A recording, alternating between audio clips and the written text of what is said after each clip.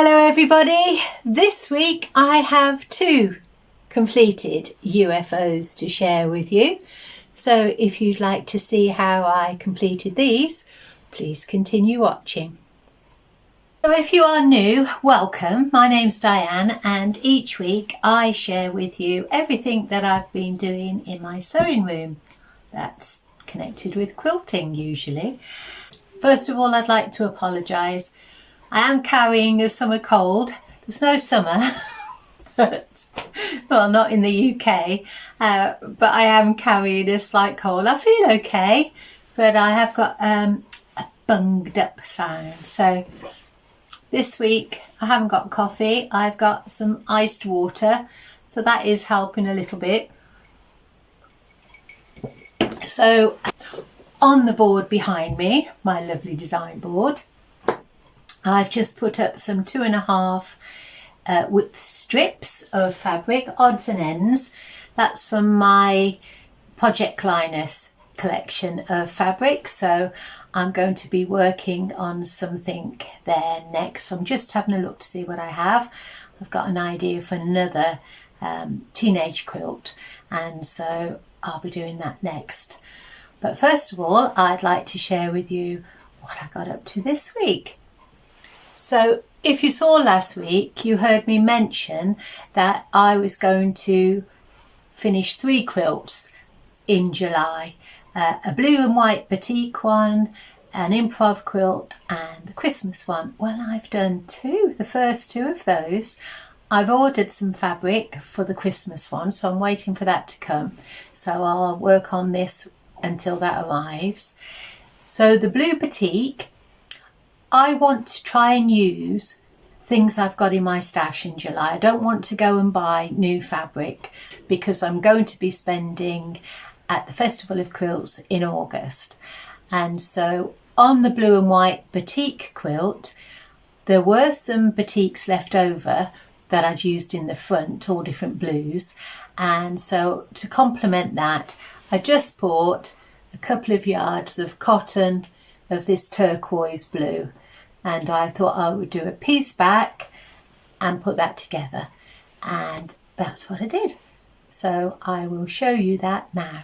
So what I'm trying to do at the moment is to make sure that I've got enough backing to back this quilt, and I'm using the aqua cotton that I've bought, and now I'm using the leftover pieces, the strips that were left over from the front of the quilt, and I've just added 2 fat quarters on each end. So I think a strip of this down the centre or off centre of the back of the quilt will look nice. Well, I've pieced the back and I've sandwiched the quilt together. There's lots of this aqua blue going on, and it's just a matter now of quilting. So I'm going to put it in a crosshatch and I'll get back to you. So it's quite heavy, it's quite big. I can't remember the size, I will measure it when I've finished.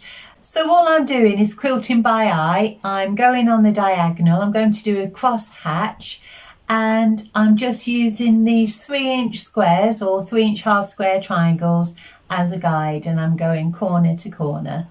And so I'm doing a quarter of the quilt, and then when I finish that, I'll take it off, I'll roll it back again and do it the opposite way until I've done all 4 quarters, and then I'll show you what it looks like. Well, this is how I left my room last night. I'm not sure if you can tell, but it's finished. So I'm going to measure it, and that's it down. It is 65 inches square, 165 centimetres or thereabout. And I will put in the description below all the details of how I made that quilt. How I designed it and how I put it together if you're interested, and there are further details on my community page if you want to download those. And I'll show you the back. So I've used the leftover parts of the batik that I'd used in the front and a couple of fat quarters that I hadn't used, and even some tiny piano keys just for a bit of fun, and my label I'll take some photos outside now. Well, these quilts that I've made, I'm going to put in my Etsy shop, and I do understand, understanding doesn't help, that I need to take good photographs to portray the quilts at the best. I have had many comments that say that the work that they've received looks much better in real life, but I find it so difficult. I don't have fancy photographic equipment. There's not enough space in the garden. The lighting is whatever the Almighty sends, and I do my best, but I did try to make it look a little bit artistic, but that didn't work. Well, it's quite early in the morning and I'm in the garden. I thought I would try and take a arty shot of this quilt. Does that look better? I don't think so. It was very early in the morning, and as you'll see, I had my pyjamas on still. I'm sure there's many of you out there that get up and sew still in your nightwear. We're not overlooked. Our back garden isn't overlooked, so I won't be scaring the neighbours. But I'm sure that there's a few of you that have been out in the garden in your nightwear too. If you watch Anna and Carlos, they're a couple of Scandinavian guys who live in Norway. They often garden in the summer in their pyjamas. So they even have a channel dedicated to it in the summer. So I know I'm not alone, but I apologise. I did fast forward that bit.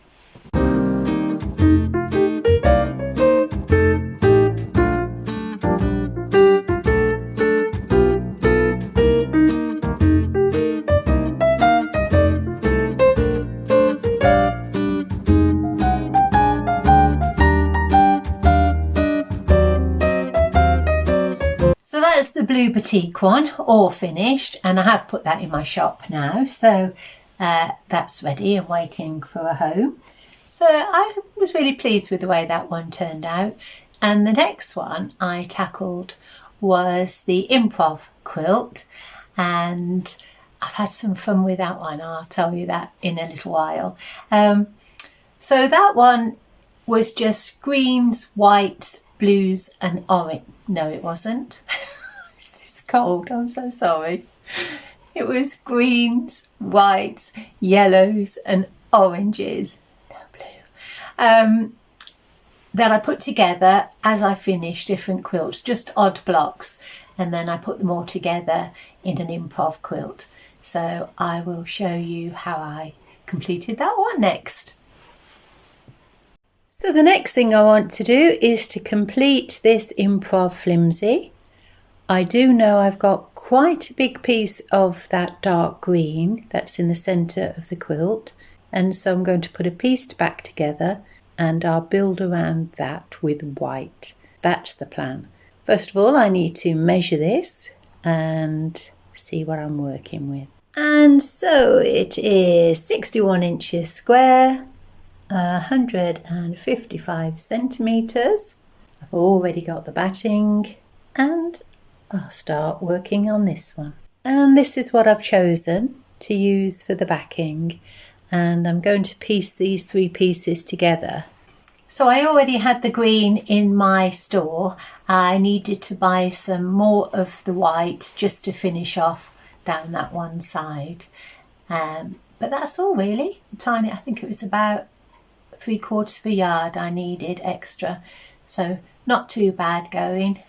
I'm going to do a wraparound binding, so I'm bringing the back to the front. What I don't want is to have green on 3 edges. I like it on the long edge and I'd like it on the shorter part of one of the edges, but I don't want it on the lower part. And so that means putting some white to the edge of this green so I can wrap some white around. So I've put together this sandwich at the end of the day. I try not to quilt straight after I've put the sandwich together. I find that, especially on a bigger quilt, I find that quite hard going. So usually I just sandwich it, press it, steam iron it, so that it's all stuck together nicely and there's no creases in the back. But on this one, that's the least of my worries. Get onto that in a minute. But yeah, so that's why I'm looking a little bit hot and bothered. It's getting warm now.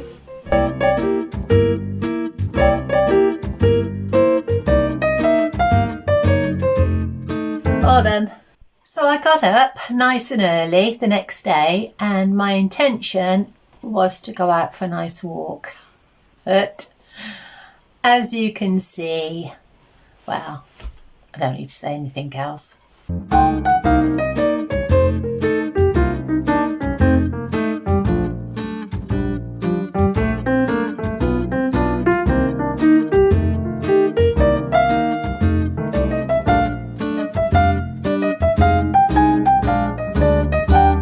And this is where the fun starts about the music, as I mentioned earlier.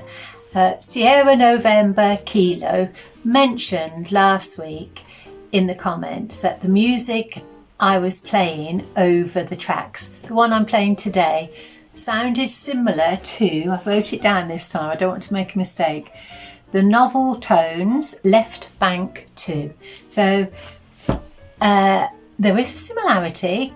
I did go online, I had a look and saw what that music was. Well, many years ago in the UK, there used to be an art show for younger children called Vision On. So this improv quilt now is called Vision On. And I had real fun listening to that, the Novel Tones, while I was quilting this. But then I had a break and I came in, and by mistake I asked Alexa, she's there, I can't say it loud. Should have turned her off. I asked to play music by the Blue Tones. I don't know why I made that mistake, but I've got to say that was another interesting foray into the music world. Sort of an indie band from the 70s, 80s, I think.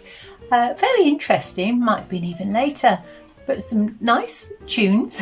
So I listened to those for a while and then I got back to this. But Sierra November Kilo, I'm calling this quilt Vision On now, thanks to you.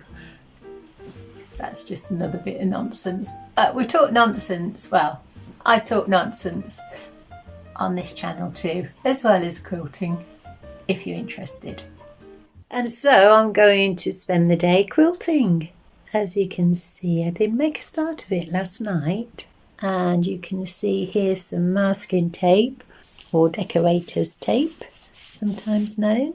And I've just put one strip down the centre of the quilt, marking a straight line, because there aren't seams to follow here. And I have a guide on the sewing machine, and once that first row is in, I'm just sewing away from that each time. So there's the guide. It just slips into the hole at the back of the presser foot, and that's it straight on. So the leg on the left, or the arm, follows the row stitching, and you just go in straight lines.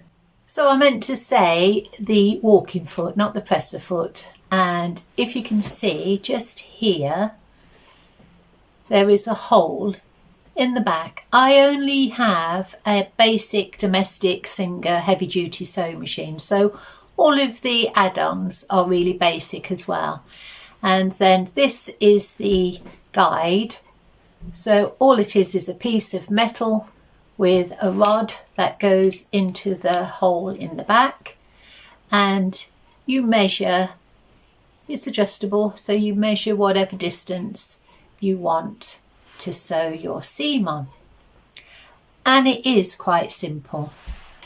But because I wanted to do straight line stitching on this quilt, thought it would give it a more modern feel, I wanted all of the stitch lines to go down in the same direction. So I started from the centre and I worked over to the right. And then when all of the stitches from the centre to the right were complete, those rows, I took the quilt away, rolled it into roll so it would fit underneath the neck of the machine, and then instead of having the guide on the left hand side of the machine, I took it over and put it on the right. So in principle that worked okay. Unfortunately, because the roll was growing underneath the neck sometimes, and the guide is on the right side, so all of this is under the neck of the machine and the big roll of fabric. Sometimes as it was sewing along, it pushed this in. So some of the lines were narrower and wider than others. But I solved that in the end. It wasn't a major problem. But I just want to let you know that it sounds easy. It wasn't too bad, but there were a couple of complications.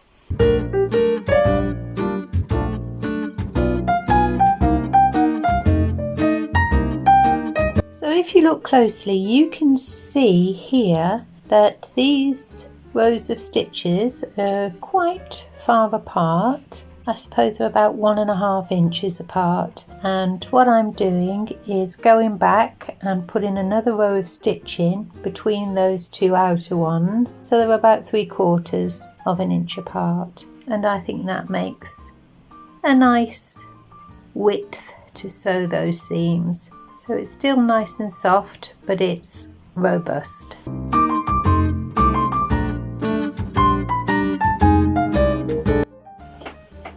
Outer bobbin, it's always the way, isn't it? Hardly anything left either to do. Never mind.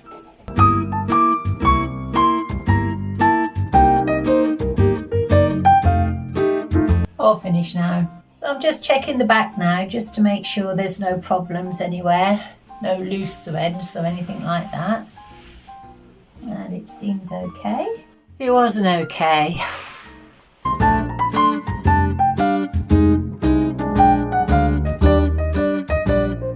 I don't know if the camera can pick it up, but just there where my finger is, I've had to put a little darn. So when I was checking the back for loose ends or missed stitches or anything else that you look for, I noticed there was a tiny, tiny little hole in the weave. Not very big at all, but I thought if I left that, it might grow. Something might get caught in it, and so I decided to darn over it. But I'd already finished the whole thing. I could say it was tiny. If I hadn't already have put the label on, the label is there. If I hadn't already incorporated that into the back and into the quilting, then I could have just put a label over it, darned it, and then put the label over it. But as it is, I have pointed it out to potential customers in my Etsy shop that there was a flaw in the fabric, and I have darned it, and I've put a little picture to explain and show that, and I've reduced the cost of the quilt because of that. It's a little bit annoying, but like I say, it was so tiny. If you was just checking the fabric before you sewed it, you wouldn't have noticed it there. One of those things that we have to live with in the quilting world. So that's the photograph that I've put in my shop to show where that darn is, and a brief explanation. No words. And that's it now. It is completely finished. I'm not sure if you can make out the green binding along the left and the top left corner, and white everywhere else. I think that adds a nice little feature.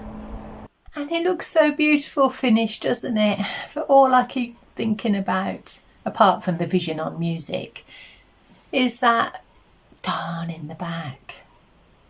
Oh, Oh. And I'll take you in so that you can see this quilting straight line. I think that suits this style. And that's the back. So it looks nice and modern. You can see the quilting there in straight lines. And that little piece of white on the bottom. I think it suits the front. So the front is very busy and the back is quite calming. Would have been even more calming if there wasn't a darn in it, wouldn't there? Still not talking about it. And I've used up some of the fabric from my stash, which was my intention for this month. And so, all in all, I've been really pleased with this week. I didn't think that I would get 2 UFOs finished, but I did. And so I'm going to start work on this one now. Oh, I'll also just briefly share with you a picture of the snowflake design that I did. Angela requested that, so I'll put that on my community page and just show you now briefly an image of that.